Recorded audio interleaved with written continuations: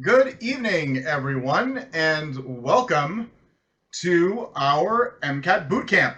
How's everybody doing so far today? I know it's almost the end of the week, so I'm sure everyone's like, whew, it's almost the end of the week. And I know I see a lot of familiar names who've been here throughout the week tonight, so welcome back to those of you that are rejoining us. It's going to be a fun couple of hours together for sure. We've got a lot of Kaplan folks that are here in the room tonight. Shwarya, Candace, Chris, Paul, and Sharon are all here. So they will all say hello to you in the chat. And as you go here tonight, if you've got questions, just type them into the chat. That's what the chat's for, and that's the beauty of the bit there. So let us know any and all questions that you might have. What I'm also curious, and I think we asked this in the polls, but you know, if you're taking the test tomorrow, hopefully there's no one here who's taking the test tomorrow, because if you're taking the test tomorrow, you should be sleeping or you should be resting because it is coming up, right? It's right around the corner. So you know, definitely if you are planning on taking the test tomorrow, hopefully you're getting some rest between now and then, and you've done your work, right? You've done your work, but you're more than welcome to stick around. But at the same time, might be your advantage to not if you're testing tomorrow morning, like literally tomorrow morning. So that's the bit there. My name is Petros Manassi. It's good to meet you all. It's good to see you all again. I have the pleasure of being here tonight, along with my colleagues and along with you. Really, that's why we're here. Is we're here for you to get all your questions answered and really to kind of give you the walkthrough of some tougher problems on the MCAT. If you've been coming to Free Prep Week this week, all the lessons have had MCAT questions in them.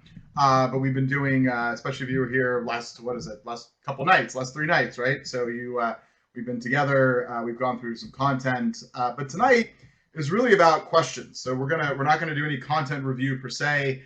We're going to pretty much be going through a series of questions, which are very, very representative of some of the tougher questions that are on the MCAT. So as I said, ask the questions that you have as we go through here. Give you a little bit about my background, my story. I've been with Kaplan for now 19 years. Started as a teacher and continued to teach. I actually teach on the MCAT channel with these fine folks who are here with me tonight. So it's always a pleasure to stay connected with students. That's my one hat that I wear.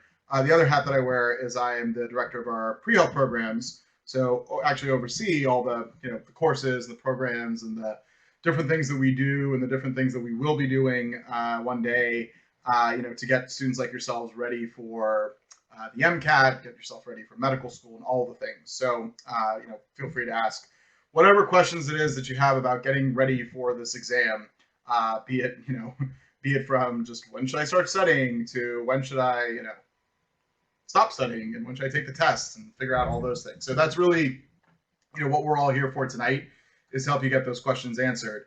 There are a couple of links that are pinned at the top of the chat that I just wanted to point you towards, so that if you have questions after tonight, you can bookmark these links. One, in addition to MCAT preparation, Kaplan also does offer medical school consulting, like full on, I'm applying to medical school, I need help with my essay, or I need help with, filling out the application and making sure I'm applying to the right schools, all those things. We have a variety of different offerings. So there are two links up at the top there. So one, you can find out more about our MCAT programs. The other one, you can find out more about our medical school consulting offerings. So that's there for you. At the same time, though, if you're like me, you're probably in that boat where you're thinking, all right, I'm not exactly sure what is going to be the right kind of preparation pathway for myself. I want to talk to somebody one-on-one who's an expert about this. Bottom line, if you click on that link that says Kaplan Teacher You can book me. If you click on that, you can actually schedule a time to speak with one of our MCAT experts, one of our teachers, who can kind of walk you through what is, what's needed, and if you're trying to figure out when to start your preparation, when to start your course, what kind of course is right for you, all those things.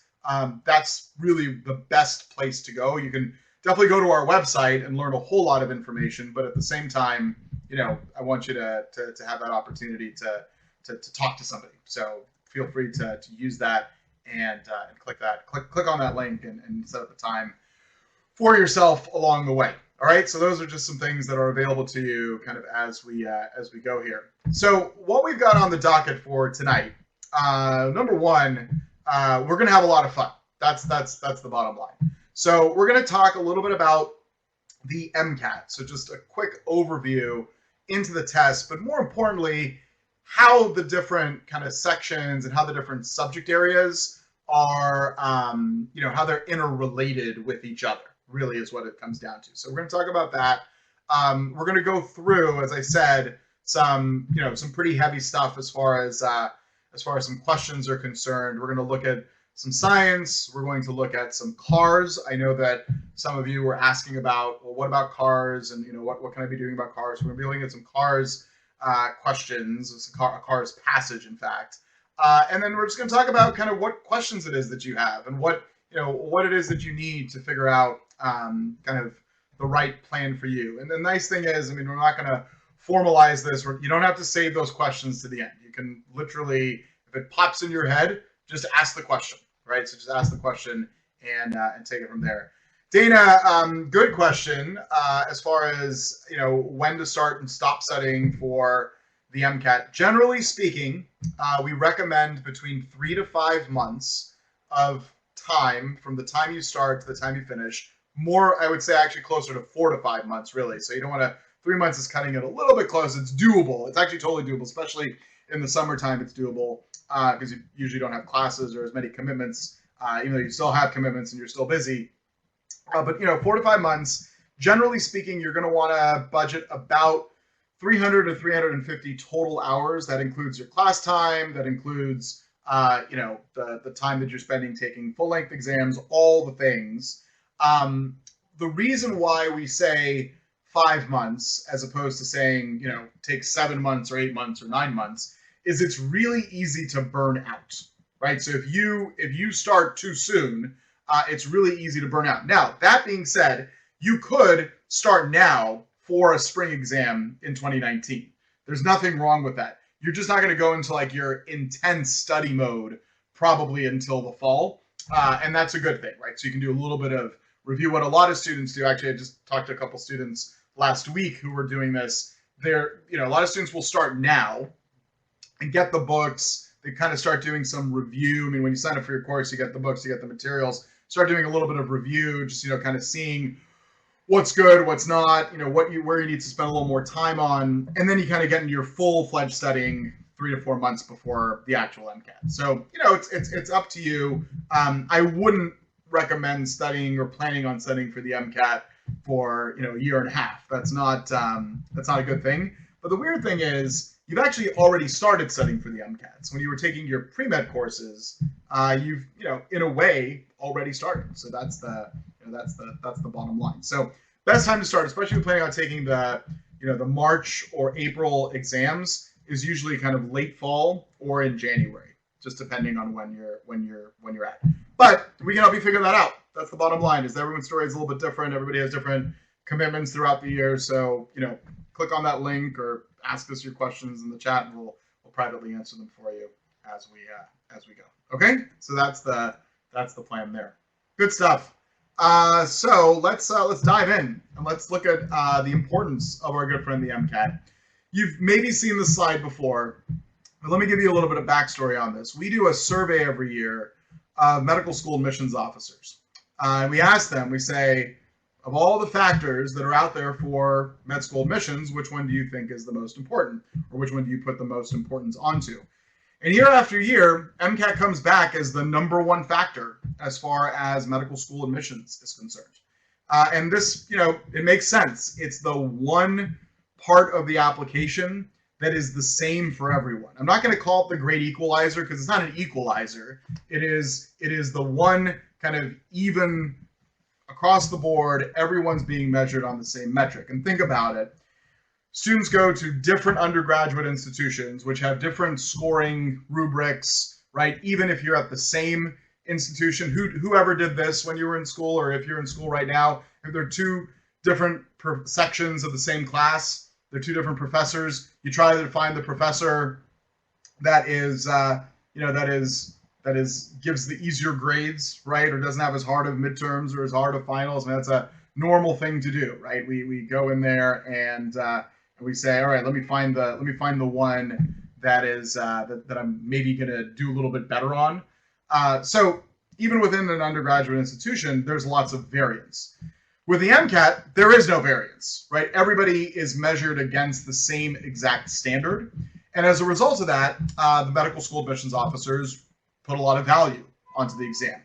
The other part about the MCAT that we oftentimes overlook, and I know I'm this way, I work in the MCAT field all the time, and I even forget this sometimes, is that the MCAT is designed as a predictor for how you will perform in medical school. It is used in admissions to see how it is that you will perform in medical school, but it is not designed necessarily to weed students out. It is designed to see how well you'll perform in the medical curriculum. It's not predicting whether or not you'll make a good doctor, just predicting whether or not you're going to do well in the curriculum. And so as a result of that, medical schools place a lot of value on this thing. They say, you know what, we're gonna look at this thing because we are looking to see what kind of student what potential a student ultimately has. The good news for you though is that the MCAT score, along with the undergraduate GPA, those two factors make up what's referred to as the quantitative factors of admission into medical school. So quantitative meaning the numbers.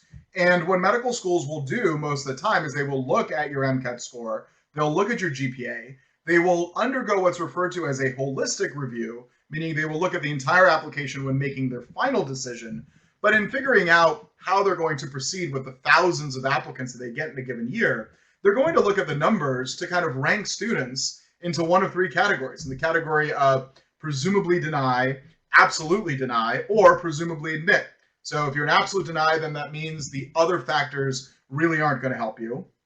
The presumably deny means, okay, chances are we're going to read the other stuff, but chances are we're going to probably deny the student. And then presumably admit is, let's go look at the other stuff and see if we like the student enough to admit them. There's no such thing as an absolute admit. So even if you have a perfect MCAT score and a perfect GPA, there's no guarantee to a medical school admission. The other factors do come into play, right? The qualitative factors of your personal statement, your letters of recommendation, your activities that you've been involved in, all the other things it is that you're doing. So bottom line, the MCAT plays a pretty big role because it can kind of get you over that obstacle and get them reading all the other awesome things that are about you.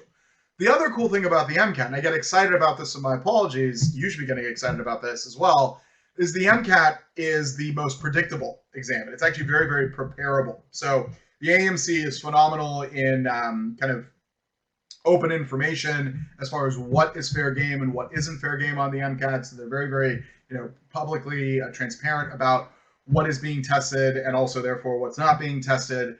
So as a result of that, it's a very preparable exam, and you put work into it, and you're going to improve. In fact, as I said, I've been doing this for a while. like we see direct correlation with kind of the amount of work, and it's not just the amount of work, it's the efficiency of the work. So remember earlier I said you spend about 300 to 350 hours or so studying for this exam. That is true, but it's how you spend those 350 hours, right? How efficient it's going to be. So like what we do in our programs is we actually make specific recommendations to students of what it is that they should be doing.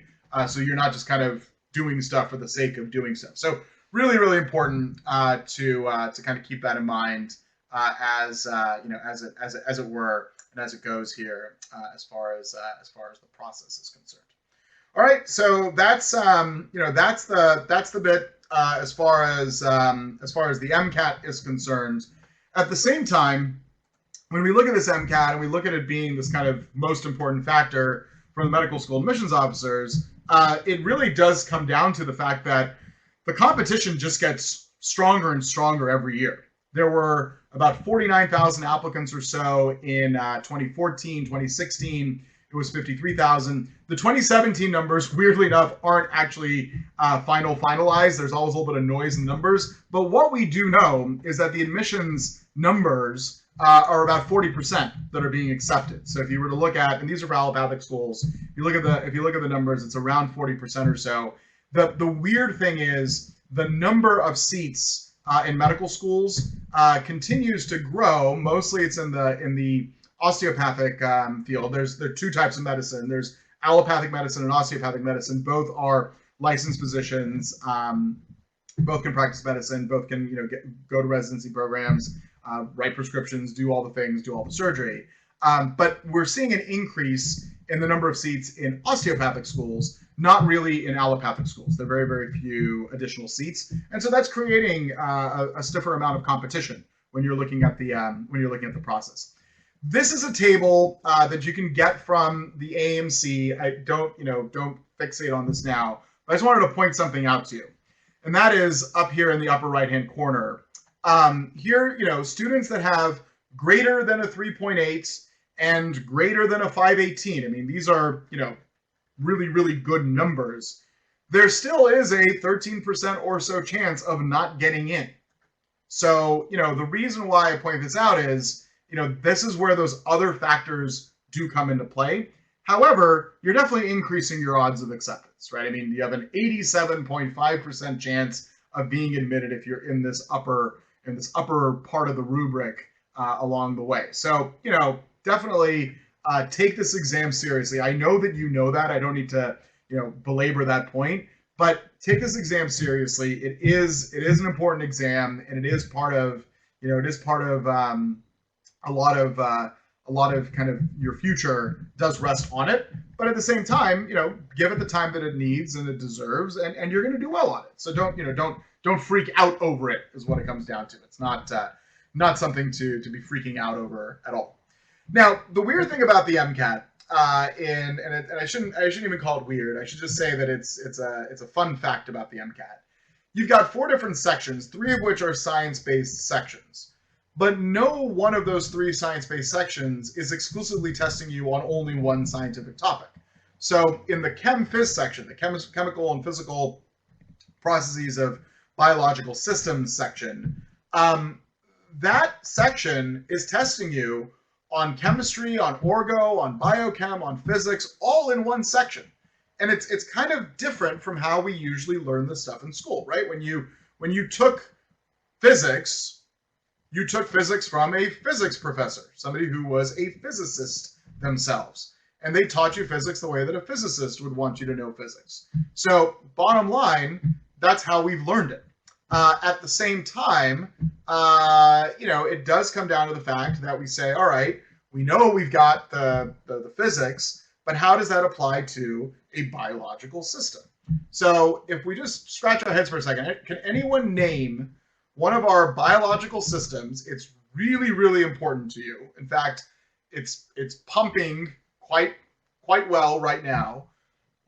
A biological system that's in your body that is really could be classified as being physics-y or has a lot of physics as part of it. Take a wild guess. And I gave you a hint when I said that it was pumping probably a lot right now. Give me a couple seconds to try this one out. off the top of your head, what is a system that is a lot of physics in it that's in here? Fluid dynamics with the heart, exactly, right? The circulatory system. And this is what's weird about it. The circulatory system is a very, very biological system. But at the end of the day, it's really nothing more than a pump, your heart, that's attached to a series of pipes, right? Your arteries and your veins. And that pump is pumping a fluid through your body that's coming back up and being pumped again, right? It's being pumped and pumped and pumped. And it's going through the arteries, which then branch out into the capillaries. So you're increasing your surface area, your cross-sectional area, right? And it's fluid dynamics. So all the formulas that you've had for fluid dynamics apply to the circulatory system all of a sudden. We don't oftentimes think about those two things as being connected, but they are in fact very, very connected. And this throws a lot of students off. We had a couple students a couple of years ago. There was a passage in the Chem Phys section about the circulatory system, and it was all physics questions, and the students were totally thrown off because they had forgotten that, they did just fine, but the moral of the story is don't get thrown off by these little tiny things, because this is a very, very interconnected exam. And part of the reason why it's so integrated and so interconnected is because, of course, the human body is interconnected, right? I mean, the old song, what is it? The neck bone is connected to the whatever, right? That old song. I mean, that is still true, right? It's all together. So they're testing you on these sciences and how they relate to each other, which is different from how you've learned it in school. So you have to get used to that. The other thing that comes into play with the MCAT is not only that integration of the sciences, but also the fact that the MCAT is not just testing you on one subject or two subjects at a time, but it's also testing you on your critical thinking skills, which is actually a parallel to being a physician. Let me walk you through what I mean by this. When a doctor, when she walks into the examination room, she has a lot of knowledge in her head about medicine. But it isn't until she examines the patient and sees what new information the patient is giving her, right? So if you walk into the examination room, or you walk into you're the patient, you walk in and you've got a rash and you've got a fever, your physician is going to say, okay, let me look at your symptoms. You've got a rash, you've got a fever. They maybe do a test to see if you've got a bacterial infection, whatever it might be. That information is the information that they get from the patient. Then they take that information and they marry it with the information, the knowledge that they have from their learning of medicine, right? Their practice of medicine, their training in medicine, and they put the two together and they reason out a diagnosis. And they say, this is what you have, and then they'll prescribe something to you, and they'll say, here's what you need to do, or the prescription might be a drug, it might be therapy, whatever it might be, but they say, here's what you need to do in order to solve the problem. The MCAT's actually testing you on the exact same skill. They give you a passage which has new information that you haven't usually seen before. You use the science content knowledge that you have from your studies, right? This is why you're preparing for the MCAT. And you put the two together, and instead of reasoning out a diagnosis, you reason out an answer choice.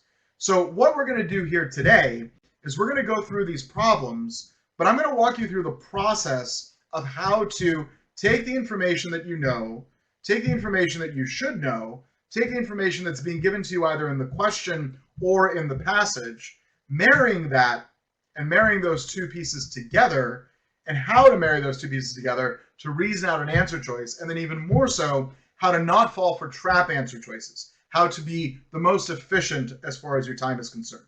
The problems that we're going to look at here together today, you will never see on the actual MCAT. Okay, I hate to give you the spoiler alert, but these problems will never be seen on the actual MCAT. However, the process necessary to solve these problems will show up over and over again. So the way that you're going to maximize your time with us here today, with this team of experts that you have, is to really be paying attention, paying very, very close attention to the process necessary to solve these problems. Now, we're going to have some fun. We're going to put polls up. We're going to answer the questions, right? We're going to see how everybody does. I'm going to give out stars if we do well, but I don't want you to be jumping just to the answers. I really want you to be paying attention and thinking through what the process is to solve these questions. Do we have a deal on that? Because that's the only way this is going to work, is if we have a deal on that. And I'm sure we do. But give me a thumbs up. You can give me a 6 in the chat, or you can give me a yes, whatever it is. You're ready to rock these and really, really, quite frankly, unlock the way that you're going to need to attack any and all problems on the MCAT. All right. So yes, Ashwarya, here we go. Right, here we go indeed. So give me your thumbs up that you're ready to rock and roll, and we'll do this thing along the way. There they are. Awesome. Very good indeed. We got a deal. All right. So sit back. I won't say relax, because this is boot camp. So learning objectives here tonight. Very, very simple. We are going to go through the big takeaways, how to answer questions, and how to figure out what concepts are actually being tested. We're going to talk about patterns and how these patterns can actually help you out. We're going to figure out the level of detail that's required. Sometimes there are going to be questions, they're going to have all sorts of convoluted pieces of information, but there's only really a simple question that's being asked. We'll talk about how to even look at problems even if you don't know the science content, and making sure that you're doing the right thing. You're doing the right strategy along the way as it works through. So let's start off with this first question. Okay, we're going to start off with question number 1, and I'm going to walk you through this one. And this is again about the process for this first one here. So this is a discrete question, which means it has no passage attached to it. That is a term that you're going to see here on the test. And Ashwarya will hold off on the poll just for a couple minutes. I'll give you a clue that it's poll time. Sound good? All right, perfect. So here's the question. First off, actually, before I even read the question, there is an urban legend out there that you should read the answer choices before you read the question. If you have heard that urban legend, or you have prescribed to that urban legend, you should stop doing it. It actually wastes time on the exam. So do not read the answer choices before you read the question. Just read the question stem and stop. And I'm going to walk you through and show you what I mean by this. So here's the question. It says, if the bond between two phosphate groups in ATP is 9 times 10 to the negative 11 meters, by how much would the electrical potential energy change if the bond length were 3 times shorter? Now, the problem with this question, we look at this question and we immediately see the words phosphate groups, so we're thinking bio, and we see the distance of 9 times 10 to the negative 11 meters, and anytime we see a distance, we think, oh, we need to do some type of calculation, right? We see a number, we're thinking, oh, there's a calculation that in fact has to happen. Here's the deal. If you look at the answer choices, there are no, it's not like they gave you perfect numbers. You're not actually calculating out what the new distance, what the new bond length is going to be, right? That's an easy oversight. You might look and say, oh, I got to go calculate out what this new bond length is. And the short answer is you don't, right? You don't have to do that, and that's the bottom line. So don't, first and foremost, keep that in mind as you're going through this, is that only do the work that you yourself absolutely have to do in order to be able to solve this problem.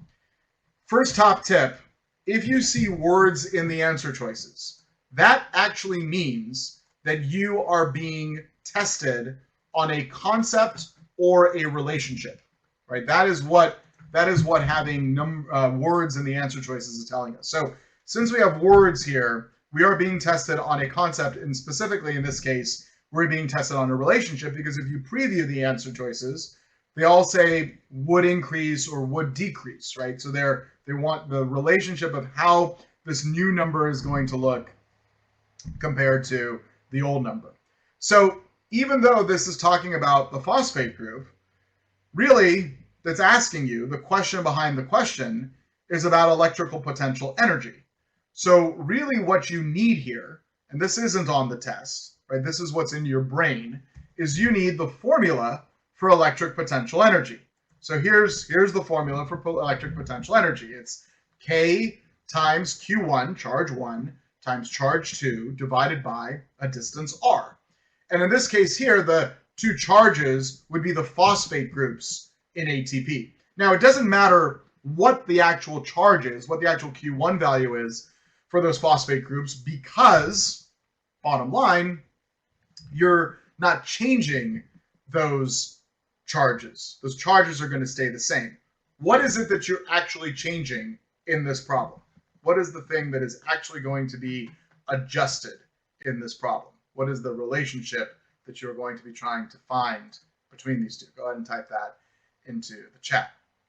I already see that a couple of you are typing in the correct answer, right? You're typing in very correctly the fact that it is the relationship of the distance, right? Like what is the ratio going to be of the distance between one or the other? So that's, when we're looking at this, really what we're caring about, what we want to be kind of focusing on and figuring out here is, what's that distance going to ultimately be looking like? So here's what we know.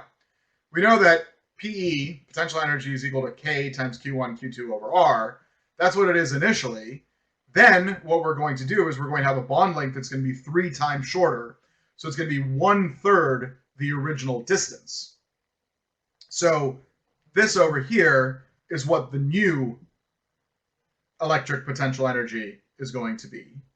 So now if we were to solve this out, kind of clean this up, I should say, the new electric potential energy is going to be 3 times KQ1, Q2 over R, which is 3 times the original potential energy. So really what we know is that this would increase by 3 times.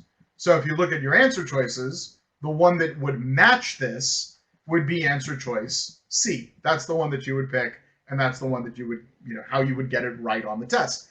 Now, we use this problem as an example to look through the process. Here's what we did. We took a formula that we knew, we put in our new scenario, our new variant here, we figured out what the result was, had a prediction, and then went and matched that prediction with one of the answer choices. That's actually the proper procedure. You never want to read the answer choices and look for something blindly. What you want to do is you want to be searching for something. You want to say, okay, I'm looking for the answer that specifically says I'm increasing by 3 times. You don't want to be looking through the answer choices and just trying to find something. This is, I call this the grocery store analogy, or grocery shopping analogy. You probably will relate to this. There are 2 ways to go grocery shopping. There's the right way and there's the wrong way, which is the way that I do it. The wrong way is you grab the cart and you go up and down the aisles and you grab all the stuff off the shelves and you go back home and you realize that you forgot to buy some stuff and you bought stuff that you already had, so you have extra. That's the wrong way. And that's how you fall into traps. That's how you make mistakes, right? When you go grocery shopping without a list. The right way is you have a list and you go into the grocery store specifically looking for things. This is that way of grocery shopping. You are going into the answer choices. Imagine the answer choices are the grocery store. You're going into the grocery store to find very, very specific things, and then therefore you are more likely to find the right thing and not make as many mistakes, right? Not fall into as many traps along the way. So if you ever forget how you're supposed to approach problems, just remember the grocery store, right? That's who thought that going grocery shopping would be so relevant and beneficial to your MCAT preparation and to your MCAT score. But it is, right? It's all connected at the end of the day. All right, so that was the first one. Let's take a look at the second one. And we're gonna, slowly take the training wheels off here. So this is a fun problem for a variety of reasons. One, it's considerably longer than the previous problem, right? So there's a lot more text that's involved here. But again, what is it that we're seeing in the answer choices? Are we seeing numbers or are we seeing words? And if you see numbers, you got to do a calculation. If you see words, you have to be finding a concept or a relationship. So what is it that we're seeing and what is it that we're ultimately looking for in this case here? So what are we seeing? We're seeing words, which means we are looking, you trained, you're on it, we are looking for a relationship, right? So really a relationship along the way. That's the bottom line. So Muktaba, yes, we do emphasize this. As one of the people who worked on the 528 book, I can tell you for a fact that we emphasize this, and it does really work. We've tested it quite a bit. So this is all about a relationship, right? It's all about a relationship of, whether it's going to increase, it's going to decrease, it's going to increase, then it's going to decrease, or it's going to remain the same. But here's the fun part about this question. As long as it is actually a pretty simple question. And here's what I mean by this. First sentence says, the sodium-potassium pump is an ATPase that pumps 3 sodium out of the cell and 2 potassium into the cell for each ATP that's hydrolyzed. They didn't ask you a question just then. They gave you a statement of fact, right? They gave you a statement of fact. Now, here's the good news. You probably already knew that the sodium potassium pumps 3 sodium out of the cell and 2 potassium into the cell for every ATP that's hydrolyzed. Right? You know that because you've seen this as an example in your bio textbooks. In fact, most bio textbooks use this as an example of active transport. But if you've forgotten that, they've given you that information. What that also means, though, is they're not going to reward you for knowing this information. The second sentence says cells can use the pump to help maintain cell volume. Again, they've given you a fact. They haven't asked you a question. The question doesn't come until the third sentence. That's the actual question there. Which of the following would most likely happen to the rate of ATP consumption immediately after a cell is moved to a hypotonic environment? So all of a sudden, this question now requires you to know something content-wise. What is a hypotonic environment? What is a hypotonic environment?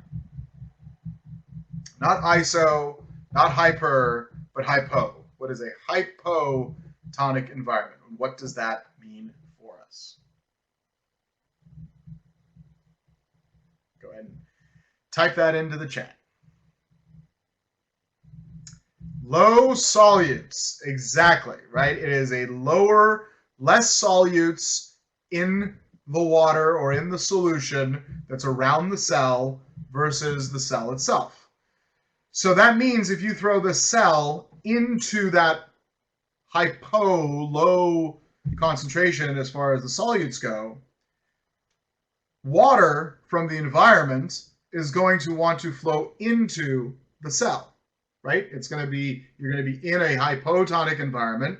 Water is going to want to flow in to bring it up to an isotonic environment. But the good news is we've got a friend. And the friend that we have here is the sodium-potassium pump.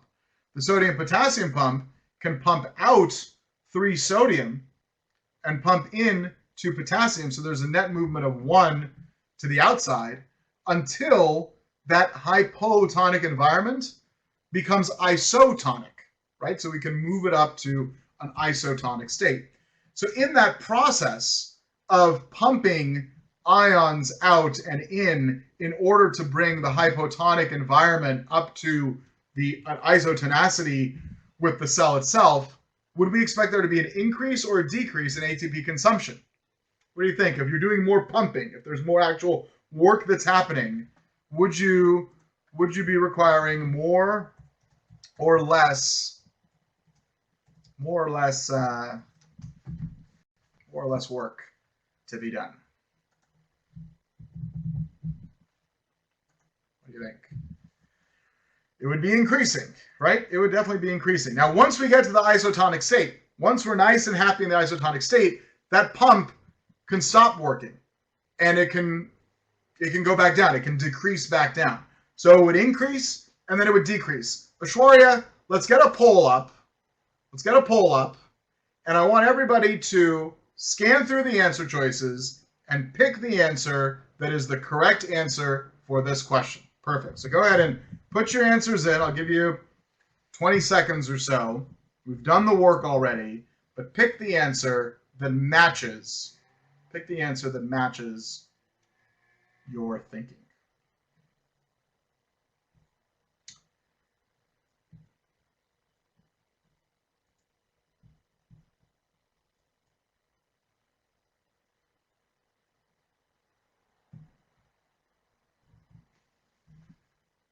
Let's see what the results are.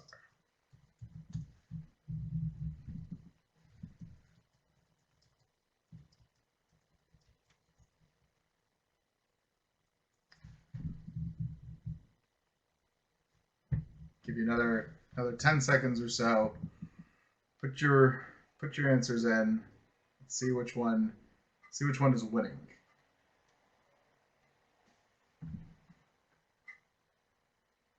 All right, so about 65% of you are saying answer choice C, and about 35% or so of you are saying answer choice A. Well, here's the deal.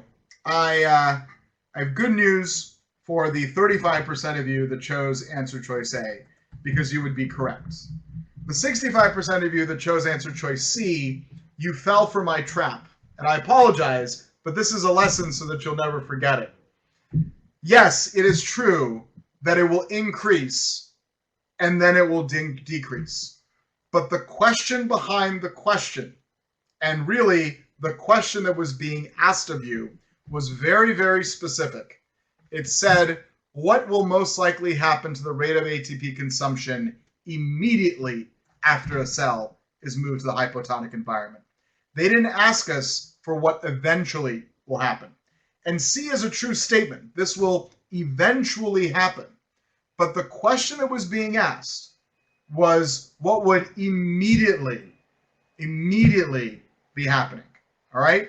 So you got to be very, very, very careful. You got to be very careful and actually read the question, pay attention to what it is that they're asking you. And I'll tell you for a fact, they will try to trick you, right? This is not a, it might happen. No, they will try to do this. This is a very deliberate move that is made by the test that is very, very specific to, okay, let's see how we can confuse the scenario, right? So, and you did just fine in that, like most groups, about 65 to 70% or so will choose answer choice C. But the correct answer is answer choice A, that one little key word. So you might know the content, they might give you the content, but that one little key word can mess everything up. So don't let it, right? Don't let it. So don't, yeah, exactly, Chris, follow the instructions, follow the directions, and follow what it is that they're actually asking you. Make sure you're actually answering the question that was being asked of you. Another way to think about it is if you're looking at a clock and I ask you, do you have the time? The answer is not the actual time. The answer is yes or no. Yes, I have the time, or no, I don't have the time.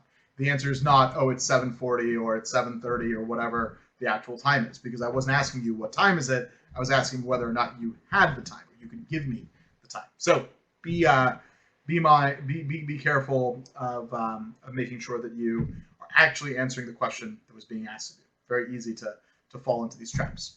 Even more so, it's easier to fall into these traps when you are looking at passage-based questions. So we did these two first problems kind of as a warm-up. Now we're going to look at a passage. And this is a shorter passage, but it's a passage nonetheless. Here's the deal. The MCAT, most of the questions will be passage-based, so you can expect lots of passages.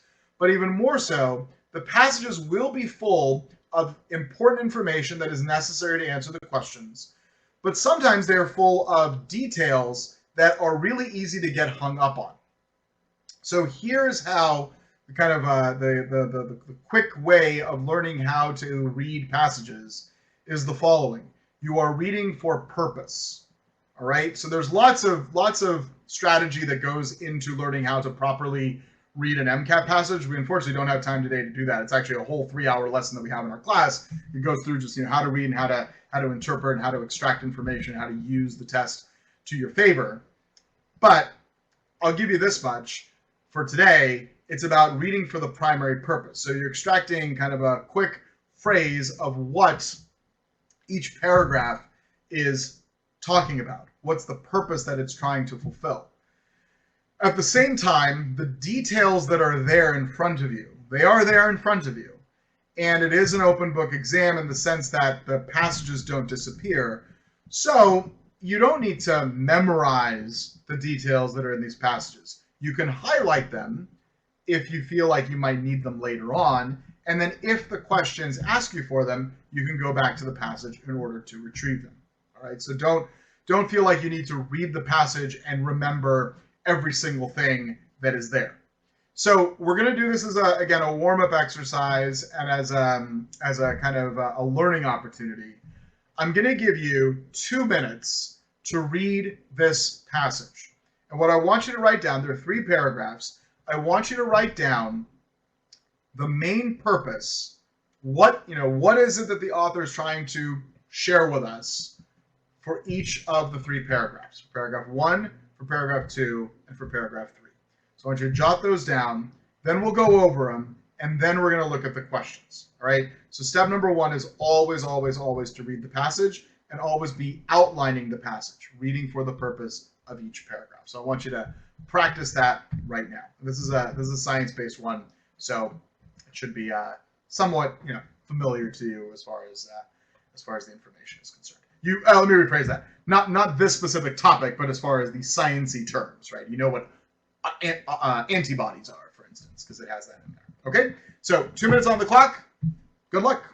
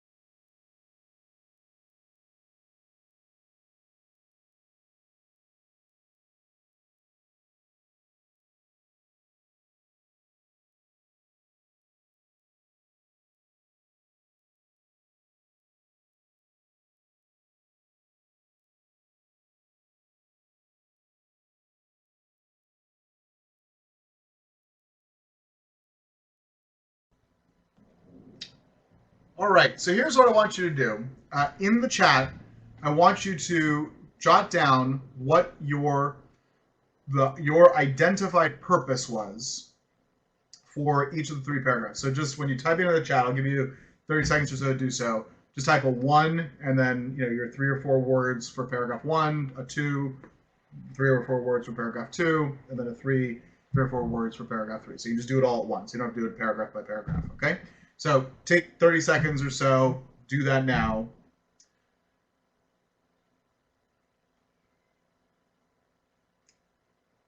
And we'll take it from there.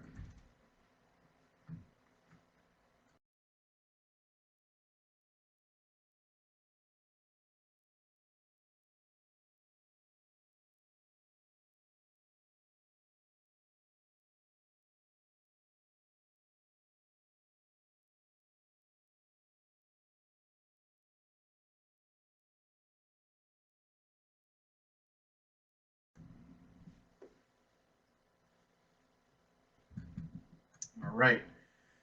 So, let's see what we got. Got some good stuff coming in here. I like it. I like it a lot. A couple of you. Yeah, you can just put them all in one line. You don't have to put 3 entries. You can just put in 1 entry. They'll save you on the chat. Is what I'll do. So let's take a look at this. So good. So I'm glad you got this. Is nice and brief, nice and short, right? That's the point of the exercise. Is that it's a brief and short bit. So first paragraph is really giving you background information. That's the end of it. They're giving you background information as far as this myasthenia gravis, right? They say here's what's happening. If you need information specific to myasthenia gravis, you can go back to paragraph number 1. You don't need to write, and I'm glad that most of you didn't.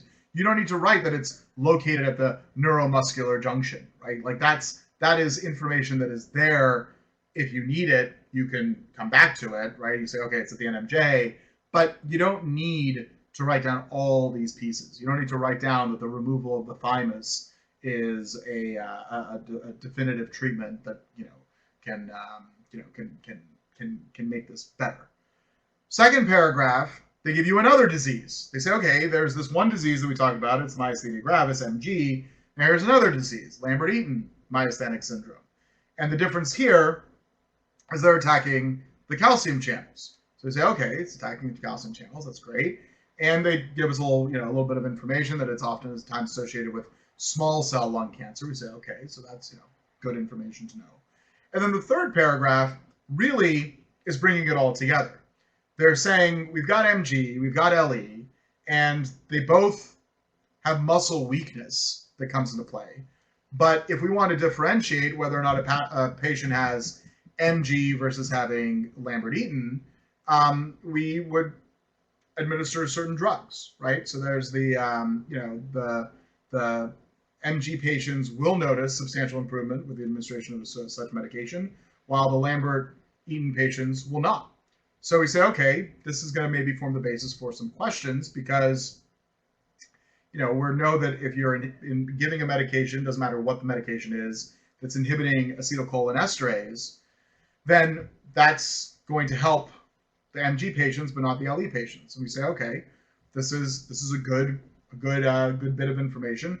And then there's a figure, which I haven't shown you yet. They say figure 1 shows the appearance of RNS, muscle response, and each peak is indicating a single stimulation event. So here's the figure, right? Here's the normal state. So repetitive nerve stimulation, that's RNS. Normal state is what it looks like. Myasthenia gravis kind of diminishes down. Lambert-Eaton syndrome, it increases ever so slightly, but notice these peaks are much closer to each other, right, than they are in the normal state. So relative to the normal state, the myasthenia gravis diminishes. Lambert-Eaton syndrome, they're all much closer to each other. So that's what we have as far as the information from that one. Now, using that and using this information and using what we have read, we now can take the information that we know and marry it with the information that's from the passage in order to be able to reason out answers for all these questions. So, same exact process as before. The only difference now is that you also have the passage as kind of your backup. You have your notes from the passage as far as your backup is concerned. So here's what we're going to do. We're going to give you a minute, and I want you to read through this question, and I want you to answer in the poll which one you think it is that it ultimately is. All right, so take a minute, try this out. Good luck.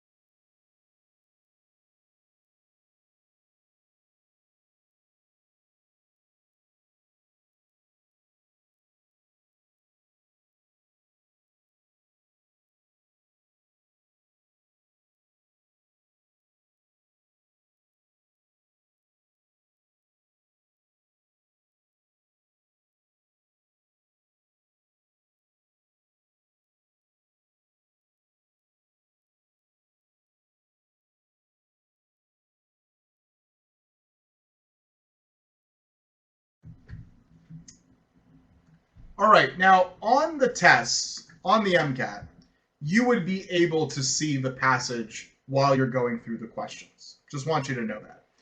Unfortunately, in the layout that we're in right now tonight, you can't jump back and forth, but that's fine. You have your notes, because in theory, you shouldn't be using the passage all too much after you've gotten your outline, only if and only if you need to actually go back to it, but just something for you to know that on the test, you will be able to actually see it.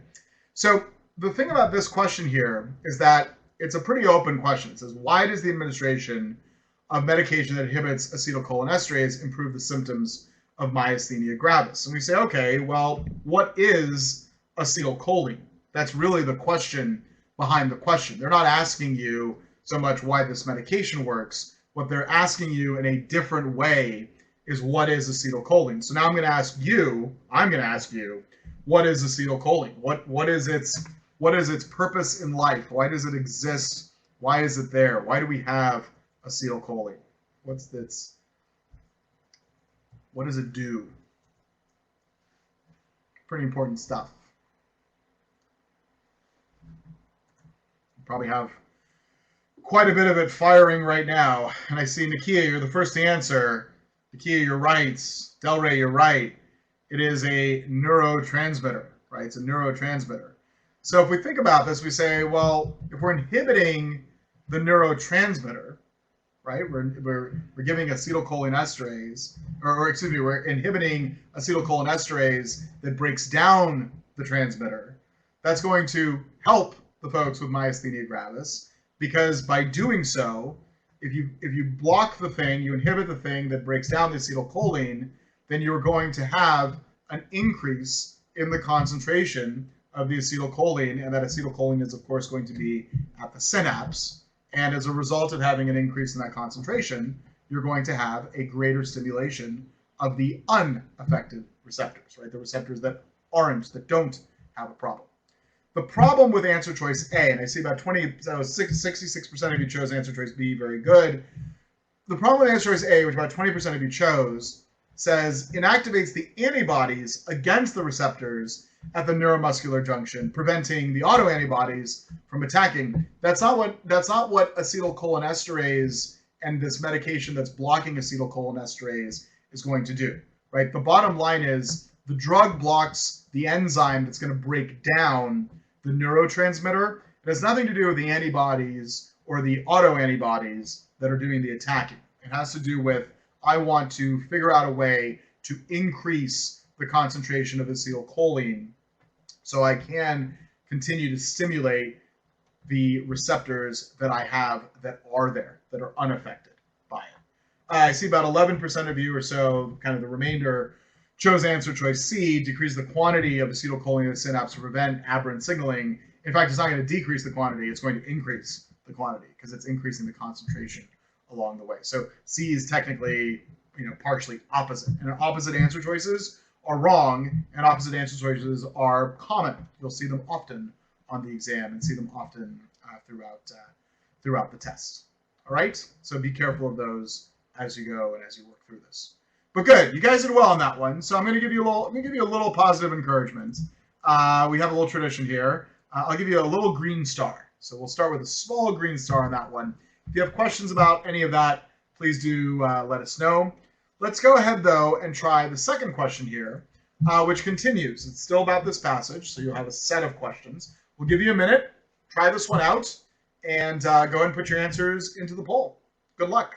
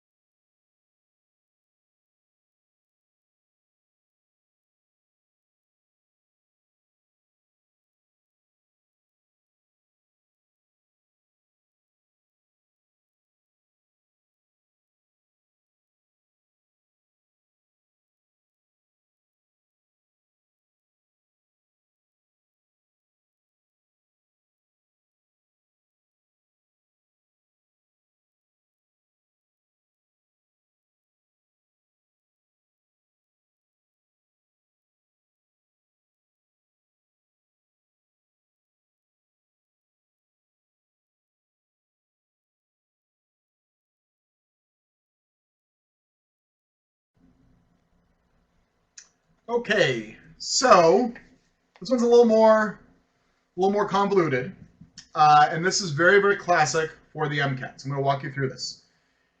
Here they're throwing in a new scenario. They say, okay, we've got a researcher planning a study to determine whether or not this new drug is going to be effective.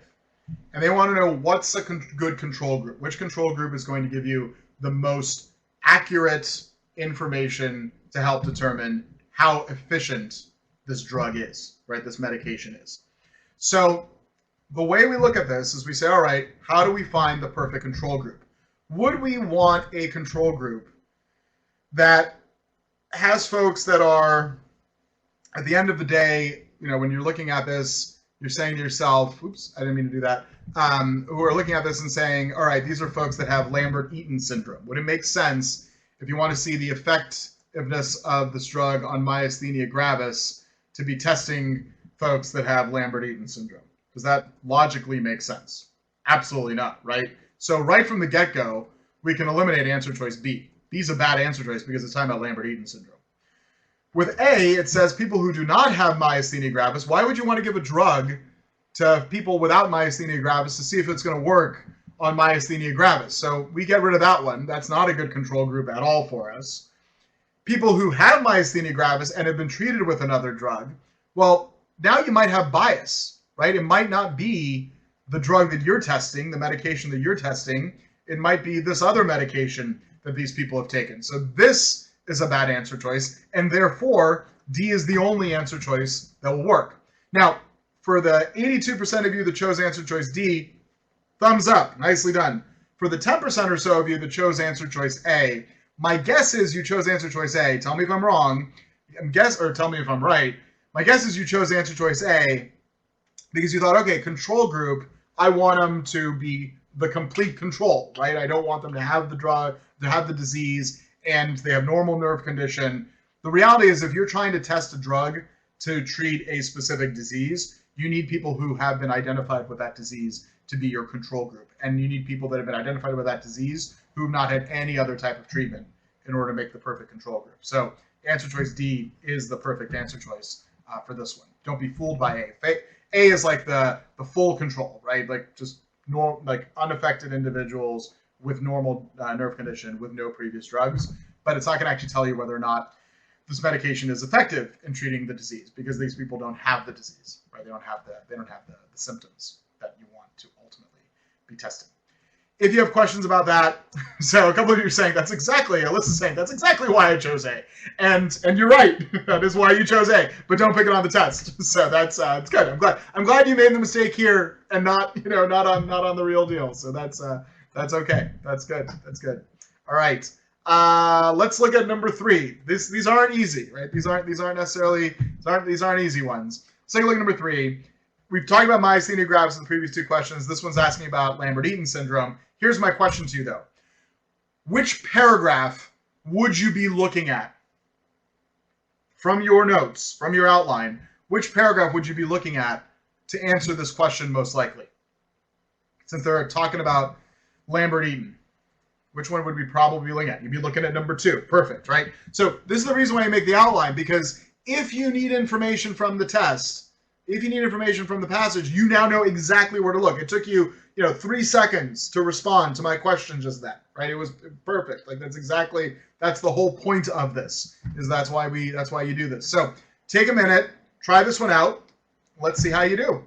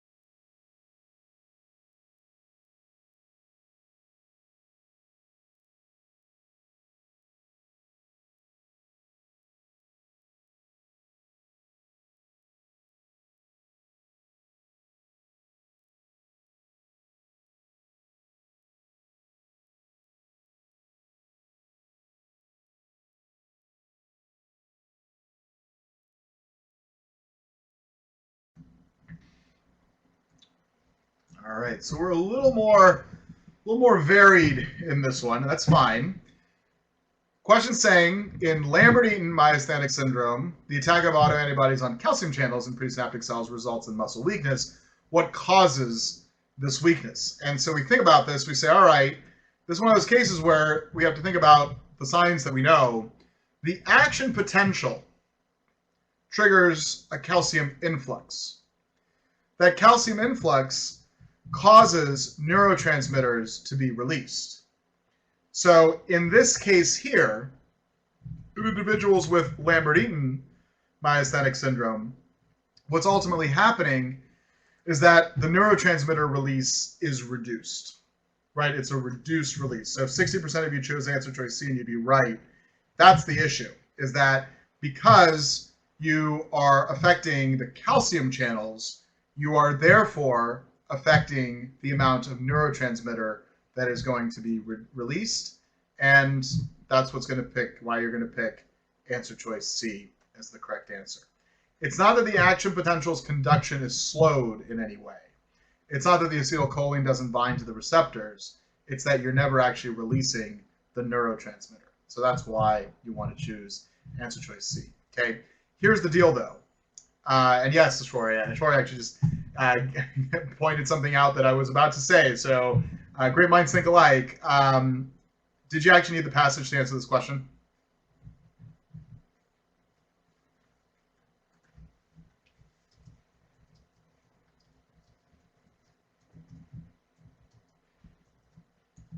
You didn't. Yeah, you totally didn't. This is one where truly the question behind the question is really explain that you understand how neurotransmitters are released as a result of the action potential and the components of the action potential. That's really all that's being asked of you here. So not a trick question. And there are times, lots of times, on the exam where you'll have questions that are attached to passages that really could have been discrete questions. And we call these, and this is not like an MCAT term, this is a Kaplan term, the way that we classify them for our students. It's what we call a pseudo-discrete question. It is a question that, is sort of like a discrete question, but it's not. It's not actually a discrete question because it is attached to a passage. But really, you didn't need to use the passage to answer it. So you didn't have to go back to paragraph number 2 in order to solve this one. Not too bad. Let's try one more. Let's try one more because you guys have been doing awesome. We've put the chart here for you so you can actually, this is the figure, this is that figure 1 that's in the passage. So it's there for you, just like if it was on the test, you'd be able to go back to it. We'll give you guys a minute on this one as well. You're doing great. These aren't easy, so you're doing wonderful. We'll give you a minute. Try this one out. See how you do. End it with a bang.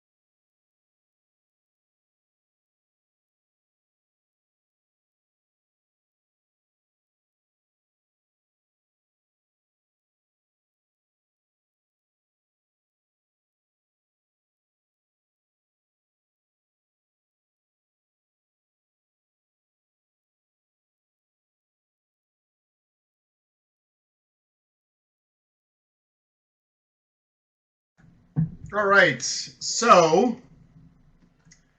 looks like 92% of you have chosen answer choice B. So you're making our life easy and our life well. Question's asking you what's the possible interpretation of the repetitive simulation studies in figure 1. Bottom line is the folks with myasthenia gravis, their muscle response diminishes, right? Diminishes with repetitive nerve stimulation. So that's what we're seeing here. And that is perfectly answer choice B, that people with myasthenia gravis experience increasing weakness with repetitive stimulation. It's a decreasing peak here, which means a decrease in the muscle response. A decrease in the muscle response means an increase in weakness, right? So that's That's what we're seeing. With A, which a couple of you chose, people with Lambert-Eaton myasthenic syndrome experience increasing weakness with repetitive stimulation. Not the case. It's not that they're getting increasing weakness. They would have actually increasing strength, technically, because it kind of goes up over here. So it's not increasing weakness, it's decreasing weakness. With C, people with myasthenia gravis experience decreasing weakness. That's the opposite of B, right? It's the exact opposite of B. So it is, it's their muscle response goes down, so they have an increase in weakness. They have a decrease in the muscle response as a result of the trait. Now here's the deal: 92% of you chose the correct answer on this one. This is good news because we reserve this for special occasions. Very nicely done. You got a nice big gold star. So applause, applause. Very, very well done. Here's the cool thing. You did need the figure for this last one. Remember I said earlier that you're not going to be able to see the passage for the first three? You didn't actually need the passage, right? You didn't need it for that last one, for number 3. You didn't need it for the other 2.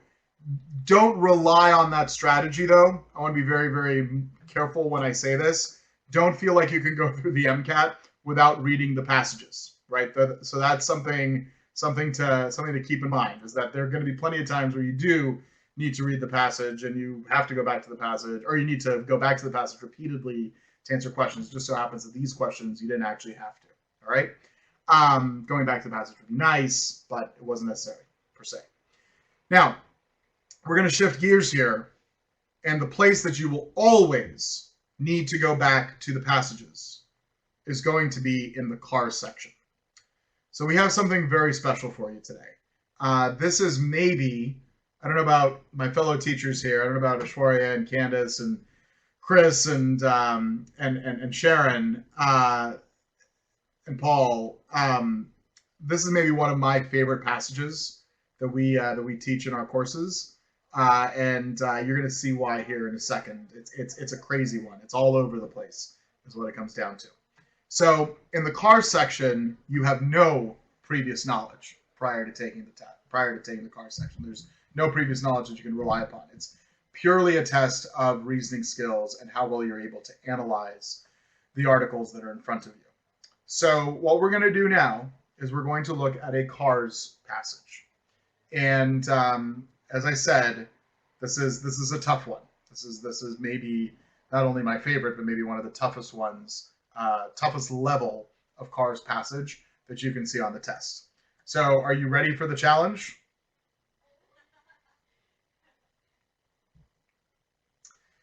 Brenda asked a good question, which I'm going to answer publicly. The question was, do you recommend reading the passage before the questions, or would it be worth it to read the questions first and go back if necessary?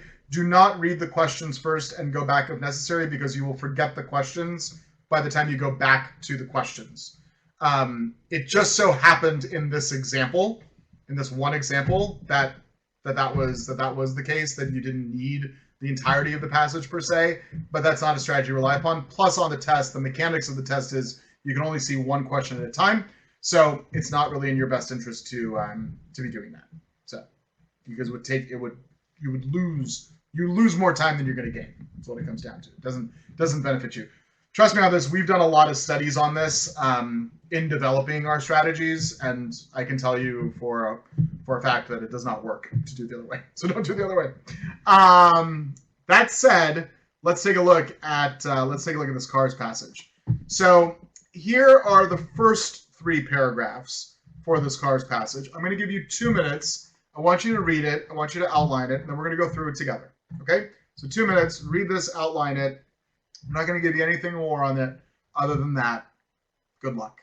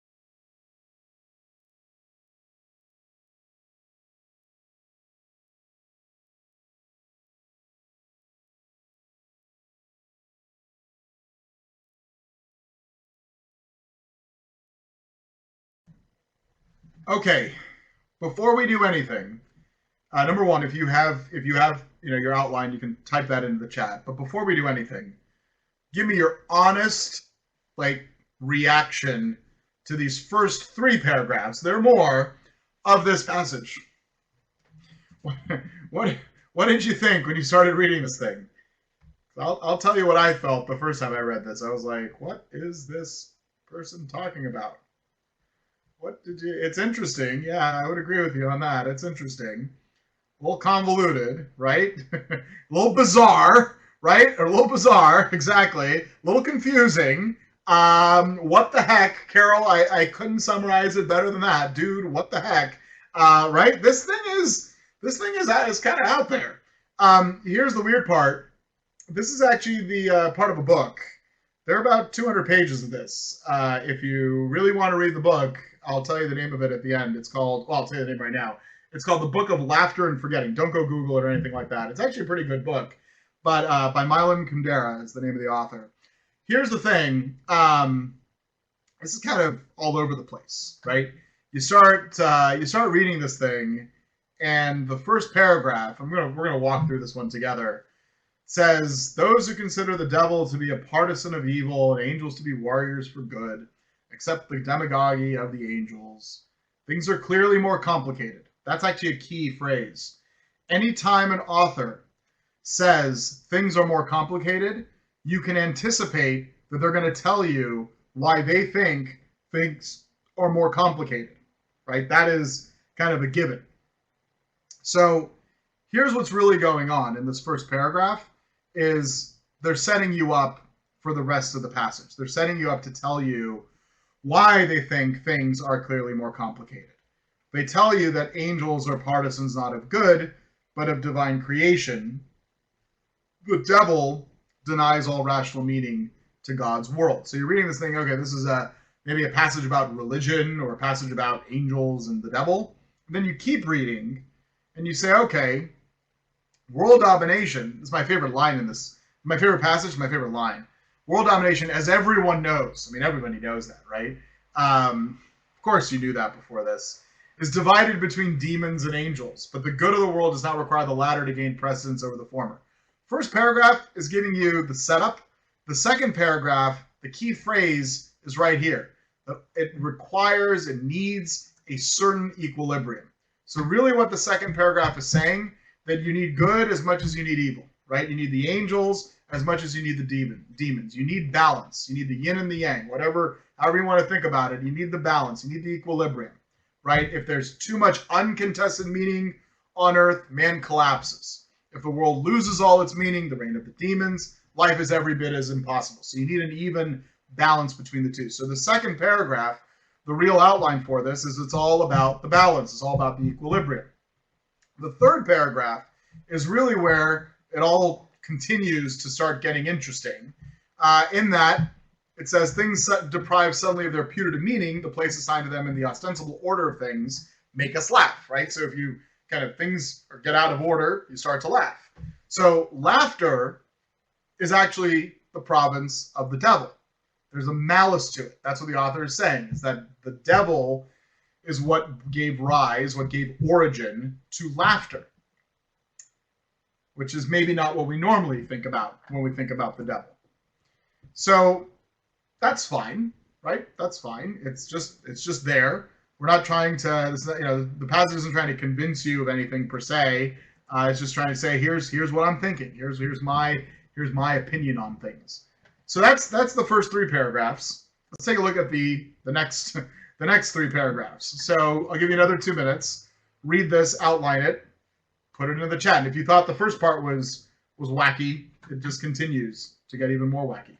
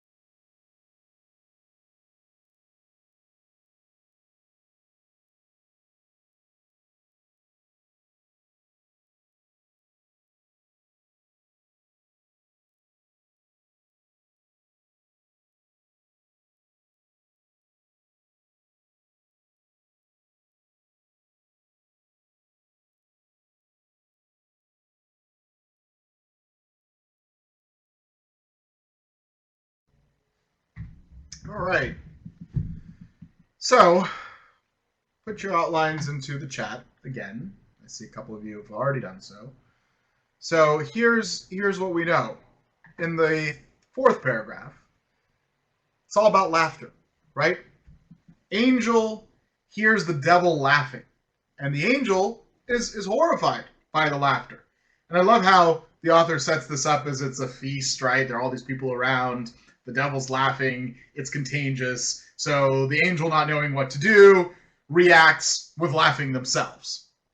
But the difference, and this is what the main point the author is making in this paragraph, is that the devil's laughter, even though it's the same word, it's the same action, has one meaning to it, whereas the angel's laughter, in a different register, kind of, I always imagine this as being the devil laughing as ha ha ha, and the angel laughing as ha ha ha, right? Because it says upper reaches of his vocal registers, a little bit higher pitched along the way.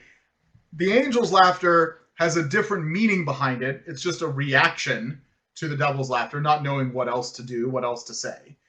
And there's only one word that's actually representing the two of them. So then you got a face-off. You got the devil, you've got the angel, their mouths are open, they're laughing at each other, but they're laughing with opposites, right? They're kind of laughing harder and harder, but they're laughing as opposites. The sixth paragraph is really where it all comes together, okay? Sixth paragraph is where it all comes together. They say that the imitation laughter and its original, the devil's, have the same name, right? They have the same name. We both call them laughter. However, they have two completely different attitudes. So there are two kinds of laughter, but we lack the words to distinguish them. There's two kinds of laughter, but there's one word for them. Here's the aha moment for you. This is not a passage about angels and demons, or angels and the devil. This isn't a passage about laughter per se. This isn't a passage about world domination. This is a passage about linguistics. FYI, this is a passage about linguistics. This is a passage that is essentially giving you this whole setup to get to this last argument that, hey, you can have one word that can represent multiple meanings. That's what this passage is truly, truly about. So it's really, really important for you to take a look at this, and whenever you're looking at the cars section, you're always trying to identify the true meaning behind the passage. Yeah, so it's definitely a wow, is what it is, Sarah. Who else is surprised by that? After reading through this and all the different pieces, you get down to that last line and you realize, okay, this was all just one big setup, right? It's one big setup to get to this one punchline of that point that this specific passage is about linguistics. Yeah, it's a little annoying, is what it is. It's a little annoying for sure. Joanna, the cars section is the critical analysis and reasoning skills section. So it is the second section on the test, and it has no there's no content that's assigned to it. There's no content that there's no reading ahead of time that you go in and say, okay, now I've read everything that I need to have read, like you can for the sciences, and yeah, that is one thing. So yes, Andy, this could have been one small paragraph. Absolutely could have been one small paragraph for sure. So that's there's there had to. Delray, that's a good point, right? You're reading, you're like, where are they going with this? Where are they going with this? There's got to be something more. There's got to be something more. That's that is true. Cool stuff. All right, let's take a look at the questions and see. Let's see where this comes down to and what this is ultimately looking at. So here it is. Here's the question. First question. We're going to give you a minute. What does the author's conception about laughter imply about language? Go ahead. Take a minute. You probably won't need the whole minute, but take a minute. Choose the answer that you think matches, and you've you've identified already the crux of the argument. So this one should be pretty straightforward one for you. So take a minute and try this out.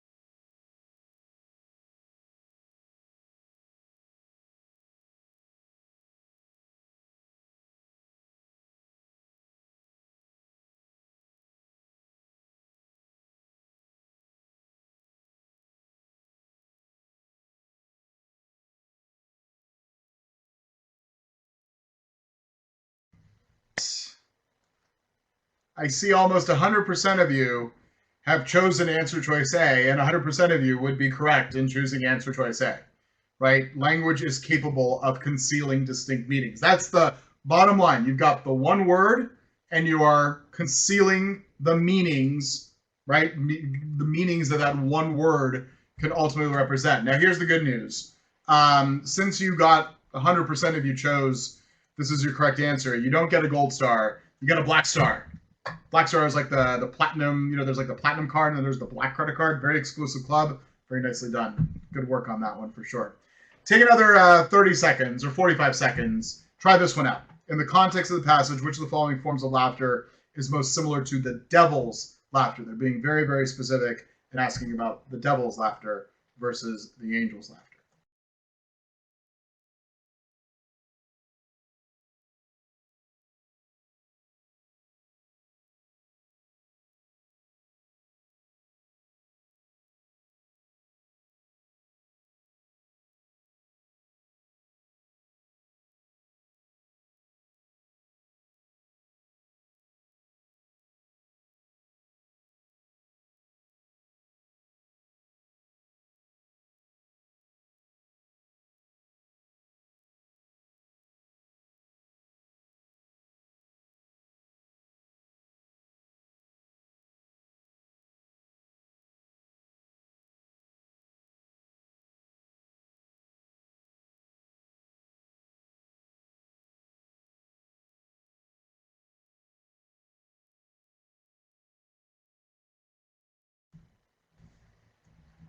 So you're a little more split on this one, which is okay. This one's a little bit harder one. Who laughed in a tense, or who laughed nervously in a tense situation? Whose laughter was the I don't know what else to do, so I'm gonna start laughing.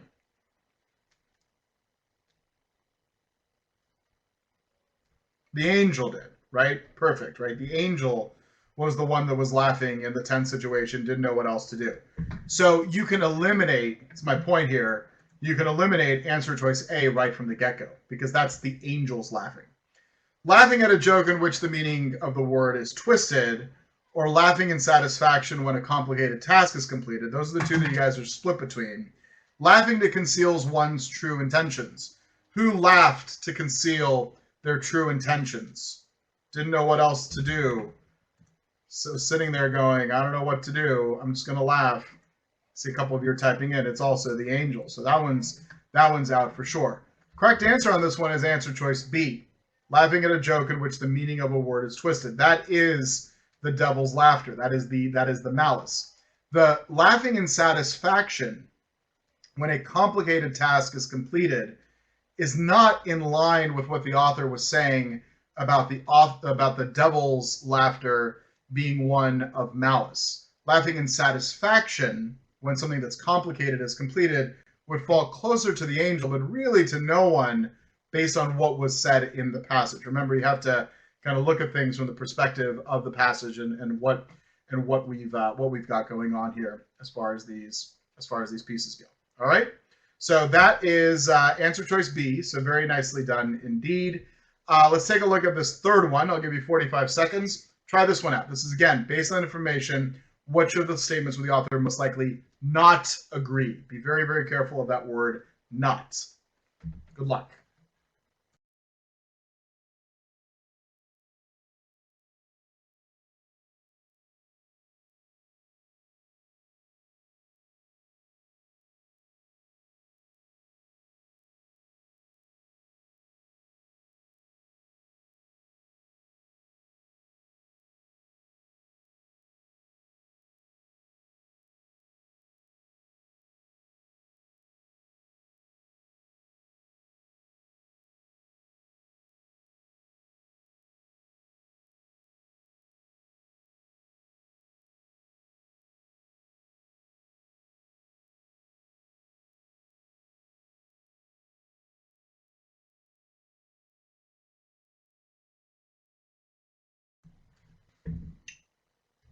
All right.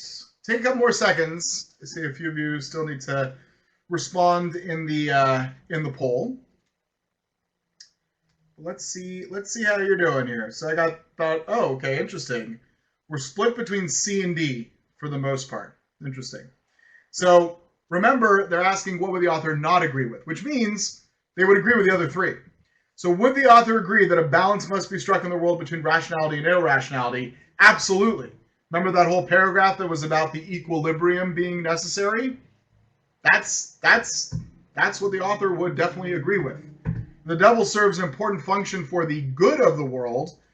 Doesn't sound very positive, but really at the end of the day, what you're looking at here is you're saying, yeah, the devil does serve an important function for the good of the world for the same reason why answer choice A is incorrect.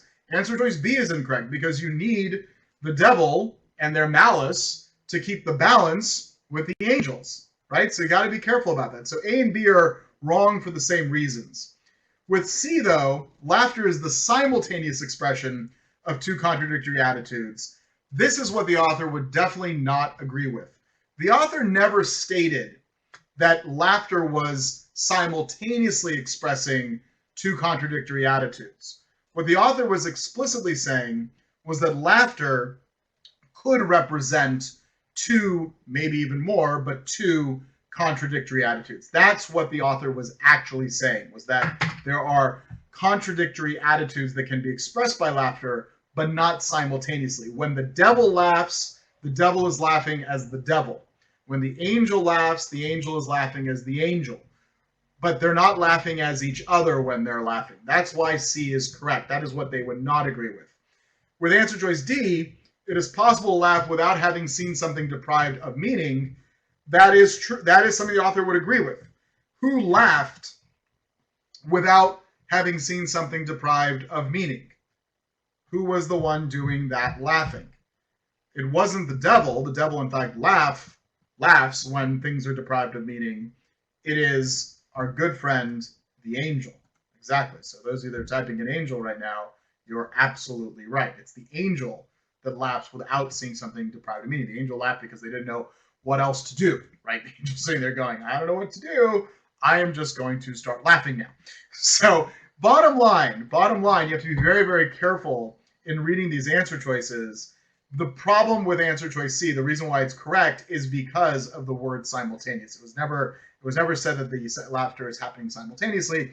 It was said that laughter can represent two things. And so you have to take it from there, and you have to look at it from that perspective. All right? So if you've got any questions about that, do let us know. That's what we're here for, to answer any of those questions for you. You can let us know in the chat.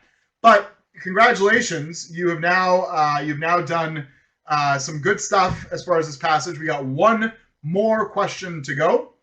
So we're going to try this last one out. So 45 seconds on this last question here for this passage. Good luck.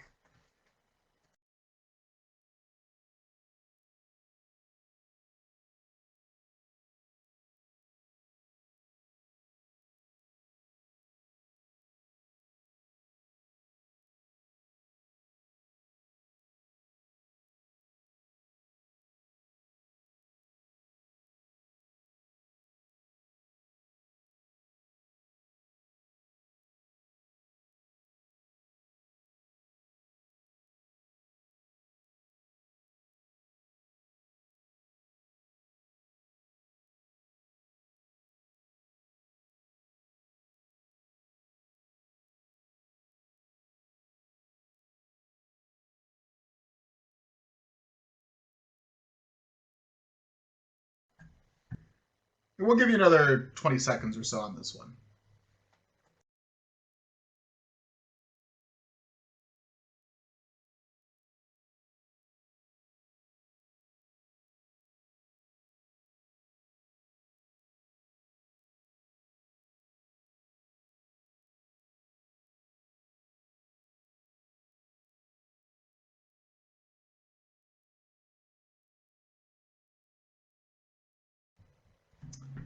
All right, so according to the passage, which of the following is true about the relationship between laughter and meaning?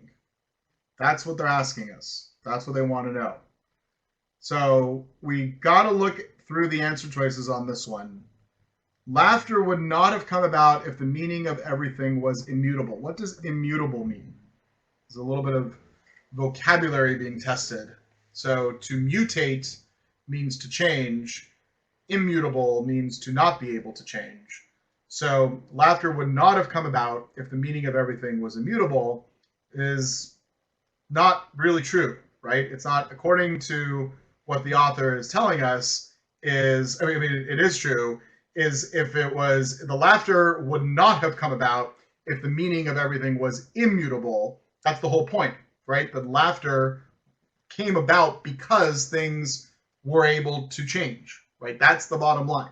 So when you're looking at a question like this and you're saying, all right, what is it that it's actually asking me? It's saying, how did this all come about? That this is, laughter wouldn't have come about if you weren't able to change it. The whole point is, who changed the meaning of the laughter that the devil was laughing? As the devil was laughing, they had some meaning behind it, and it was our good friend, the angel, that changed that. The problems with answer choices B and C are actually, B, C, and D, are actually pretty awesome. B is extreme. It says, without laughter, there would be no way to contest the meaning of things. Anytime you see an extreme answer on the test, you almost for certain know that it is incorrect. Because there's that extreme language doesn't help us. The word used to denote laughter itself has no meaning. What's wrong with that? How many meanings does the word used to denote laughter at least actually have? It definitely has how many meanings? Type it into the chat. I see a couple of you are typing in the word 2, right? The number 2, because that's what, according to the author, it's got at least 2. It might have more, but it's got at least 2, according to the author. So that can't be right. And then with D, there are only 2 possible types of laughter. This is also an extreme answer choice. So it's not that there are only 2 types. The author happened to discuss 2 types, that there are multiple types, but there could be more, right? There could be more. So the problem with D is that it's also extreme. It says there are only 2 possible types of laughter that have meaning. So be very careful not to get hung up in that kind of thing as well. All right. So it looks like about 80% of you or so chose answer choice A initially, and since this is our last question, we will end this thing off with what color? I think what color? Let's pick a color. Let's do orange. Everyone want to do orange? We'll do orange. Orange is a fun color. We never do an orange star. There's your orange star. It's a little skinny. Yeah, so it'd be better orange star. Nicely done there. Good job, Petros. Get the star machine to work correctly. But good work to all of you. That was somewhat epic. Somewhat epic as far as that passage goes. So here's the thing. We looked at a bunch of questions today, and I think the key takeaway that I want you to kind of have from today is really the following: that yes, there is content that needs to be learned, but the real way that you're going to improve your score is going to be through doing questions. So drills, that's what it comes down to. So as you're building out your study plans, as you're building out kind of your timeline, make sure that you're budgeting in enough time to get that realistic practice. So really what it comes down to as far as a study plan is concerned is you want to make sure that you have all the strategies. I mean, we looked at kind of the beginnings of the strategies here tonight, but have all of the strategies at your disposal. I mean, that is what we teach ad nauseum in our courses, is really how to take the content that you know. We review the content, and then we teach you the strategies and more importantly, show you how to actually apply the strategies to get more points, you need lots of drills, you need lots of realistic practice. So you want to be making sure that you are getting that. And then really, quite frankly, taking full-length exams is a big part of your score improvement. And it's not just about taking full-length exams. It's about taking full-length exams and reviewing the full-length exams and using that review of the full-length exams to make sure that you target the areas that you ultimately are going to need as you tap your sources of expertise. So those are your teachers in class. It's, of course, your academic support that you're going to have when you take a course with us. And of course, it's going to be the recommendations that are going to be built out individually for each and every one of you. So that's the long and short of it as far as doing well in this exam is knowing where you're starting, knowing what your target score is going to be, not using your old college textbooks. That really doesn't work, but really making sure that you have a personalized approach to your preparation. Because here's the deal. There are, right now in this room, there are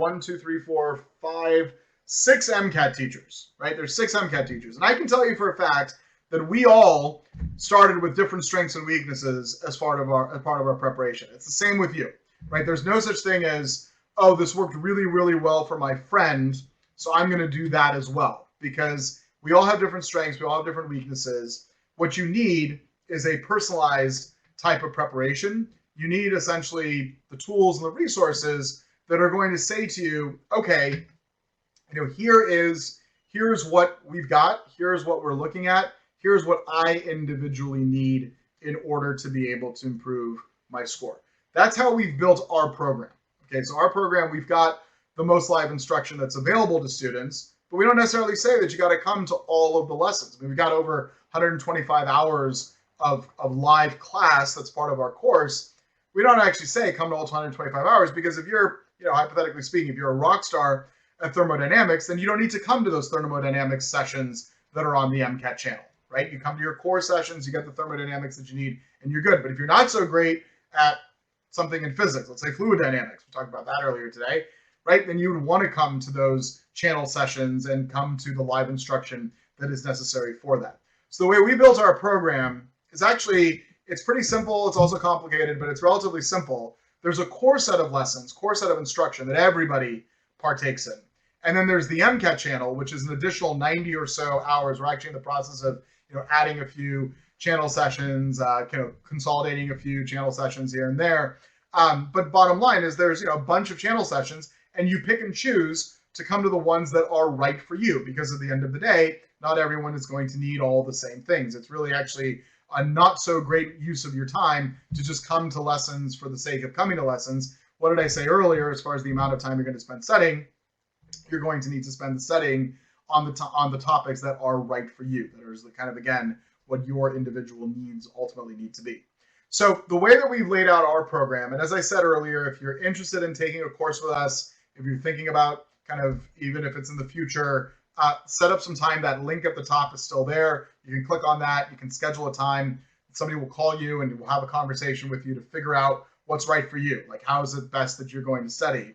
But the way that our program is laid out is we've got tons of practice. We've got over 10,000 questions. I actually have 15 full-length exams. This is 14 here on the screen. We've added one because the AMC just added one, so that's included in your materials. So we've got 15 full-length exams. We've got all the instruction that you need. We actually have the most live instruction. Altogether, there are over 700 hours of total instruction because we have a lot of instruction that's also recorded as on-demand recordings that you can kind of pick and choose the lessons or pick and choose the topics that you need to go to, or you need to watch. So maybe you need to do a quick review of fluid dynamics and it's the middle of the night. You can watch a short little 10-minute video about fluid dynamics. All the books are included as part of your program.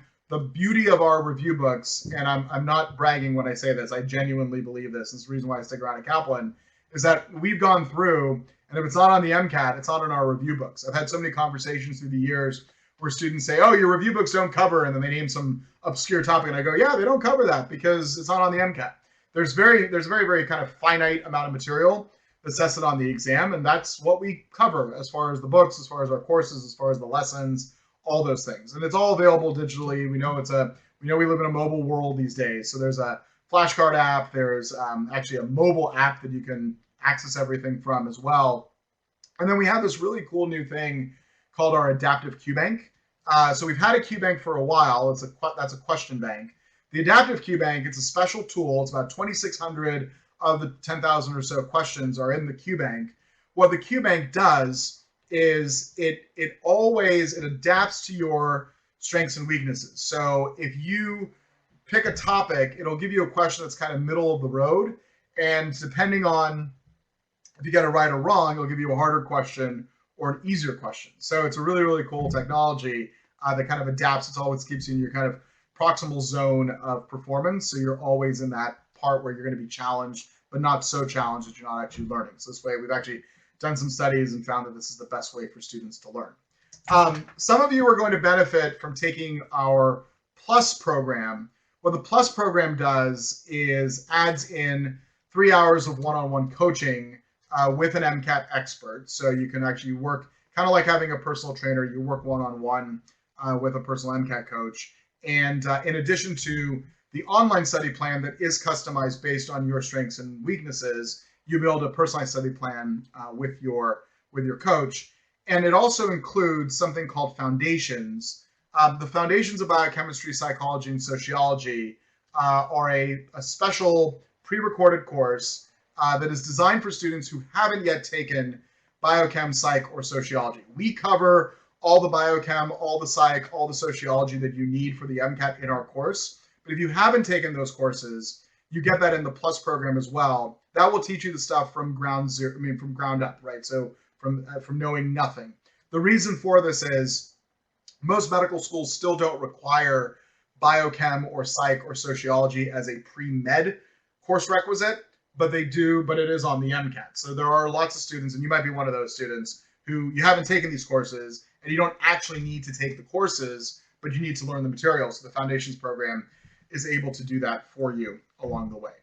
I spoke a little bit about the MCAT channel. If you guys have questions about this, let us know. But the MCAT channel, it's super awesome. It's literally our highest rated teachers at Kaplan.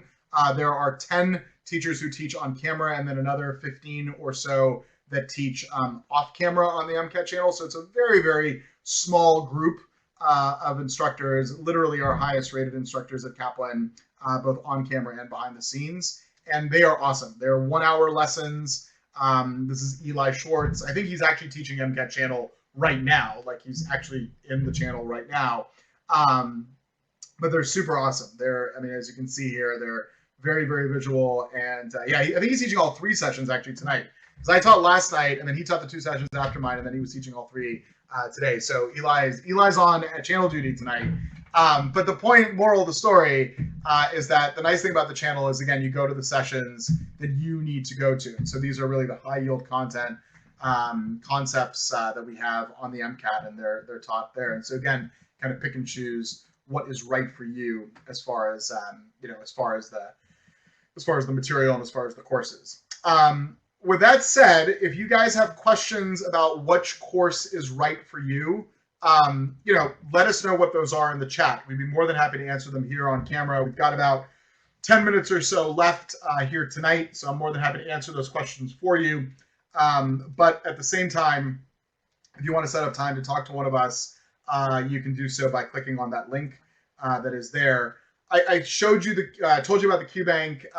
This is just a quick snapshot of the interface. We already spoke about this, but bottom line, something I like to tell everybody: when you get started with us, you don't have to worry about getting anything else. So you don't have to go get stuff from the AMC. You don't have to go, buy other books. The books are shipped to you. All the AMC materials are included. You get the 10,000 questions, right? There's nothing that you're going to need to go and get. The real beauty, though, is the Smart Report system. That's that personalized learning engine that I was telling you about. We literally analyze your strengths and weaknesses as you're performing, and this adapts to what your needs are. Separate from the adaptation that the QBank goes through, what the Smart Reporting system does is it's constantly making recommendations for what it is that you need to be studying next. So you're not wasting time studying things that you're already a master at, and you're not, overlooking things that you need to be worrying about. So it's a really, really comprehensive system.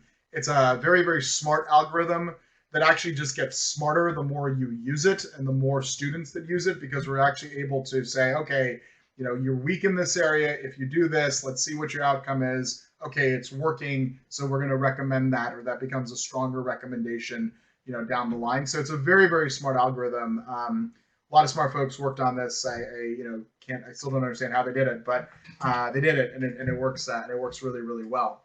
A couple of you were asking questions. I know we're having some private conversations in the chat over here. A couple of you were asking questions about the differences between our different programs. If you go to our website, you'll see all the bits.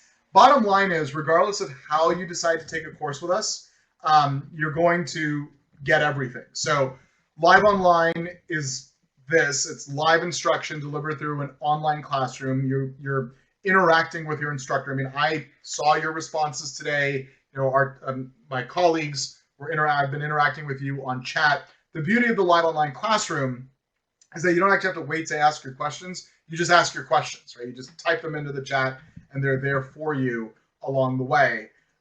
In person, if you more of a traditionalist, want to go to a location, the in-person class is available to you. We have private tutoring if you want to do it one-on-one, and then there's self-paced. And the self-paced program is completely that. It is self-paced. It's for students who just want to kind of do it on their own. So it's online, it's on-demand video instruction, but all the materials that I showed you and that if you have questions about, they're all included. The only difference is that our self-paced program does not include the live MCAT channel. Self-paced Plus does, but the self-paced program does not. So, if you're thinking about, and a lot of students, I think the MCAT channel is one of our most popular parts of our program. So if you're thinking about doing the MCAT channel, it's basically anything except for self-paced as far as the course goes. So this is a rubric of kind of what's included in our different programs. So if you had questions or kind of trying to figure things out, this is a good little rubric for you to be looking at. We do guarantee that your score will improve, or we'll give you your money back, or you can continue to study with us for free. So more than happy to answer your questions on that. But I also saw a few questions that were coming in about tuition. So good news, there is a sale right now. It actually ends today. So if you're thinking about taking a course with us, today's a very, very good day to sign up, because you can save yourself up to $300 off of our programs. So there's that. We do have tuition assistance available. So if you currently get not tuition assistance, if you get financial aid at your undergraduate institution, you have something called estimated family contribution. We use that along with your GPA and grant up to 60% off of your tuition. So, our commitment is to help as many students as we can get into medical school and achieve the goal of wearing the white coat. That's the goal that you've been working towards, and that's the goal that we want to help you get towards. We don't want tuition to be in the way of that. So bottom line, if you are thinking about taking a course with us and the tuition is maybe something that is kind of holding you back, apply for tuition assistance. And again, we grant up to 60% off based on your GPA and on your estimated family contribution. So I would encourage you to definitely look into that as an option. We also have various discounts available with different clubs and organizations. So if you happen to be a member of one of those, you can look at that. We'll always give you the bigger discount. So, bottom line is that's what we're here to help you figure out. So if you've got questions about that or questions about what's going on in our courses, let us know. And that's what we're here for. So with that said, you guys have been asking some great questions along the way. But are there any final questions that we could answer for you? Because sadly, our time is almost coming to an end. We are 4 minutes away from the end of this evening and the end of boot camp, and really the end of free prep week. So this is for those of you that have been with us all week long. I know that I've been here every night, actually, or Monday. Not every night. I wasn't here on Sunday. But Monday, Tuesday, Wednesday, and Thursday. It's been great having you, and big thank you to the team as well. I know we've all been here this whole week, so it's been great. It's been great fun and great work for all of you. Good question for the physics portion of MCAT. Would we have to memorize all the equations? So, Natija, yes, you need to memorize the equations that are tested on the MCAT. You don't need to memorize all the equations that you maybe saw in your undergraduate courses. But yes, you do need to memorize them. Here's how you memorize equations. You do practice problems. The more you practice with problems, the better you'll become in memorizing the equations. Don't try to just sit down and memorize the equations. Memorize them by practicing them.